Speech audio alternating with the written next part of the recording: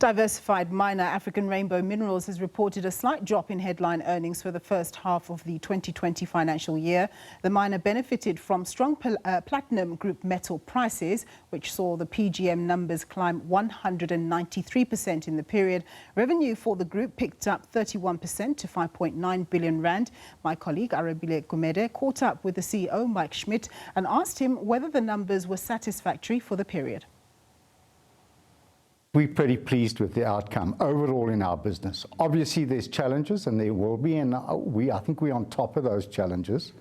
I think we'll see a better result in the next 6 months. And I think our performance miss was based on volumes predominantly, and out of the bulks, the volumes is not the production volumes, it's the sales volumes. And there were logistical constraints, and that'll come through very soon in the next couple of months. So I'm expecting a better set of results. The PGM space has certainly been one that has outperformed many, and I suppose as diversified miners, it hasn't necessarily been easy for them, but the PGM numbers certainly look good for you as well. So, you make an interesting comment. It hasn't been the best of times for diversified players, but I think ARM's strategy of diversification, if you take us through the cycles over the last 10 years, has performed pretty well. So yes, as a pure play, you're not going to shoot those lights out, but we are in a position of early stage entrance, late cycle, and there's implications. So today you see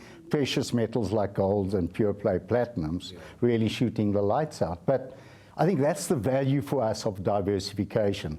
We are reasonably well positioned in the PGM space, and we capitalize on that whilst some of the bulks, or particularly the manganese and coal prices, have gone down over the period. But I think that's the value of diversification. The last 6 months, I think our challenges have been volumes on the one side.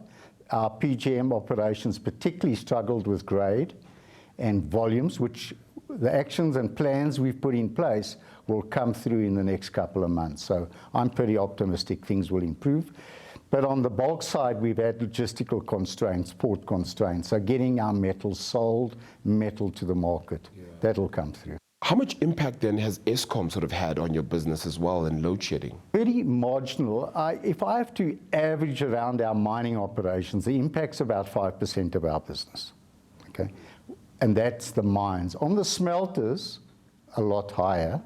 And we purposely, if I can use the right term, have an arrangement with Eskom, is that if there's load shedding that should impact our businesses, we rather tap down on our smelters, which are the less profitable ones, wield that power and keep the lights burning. And that has worked well for us.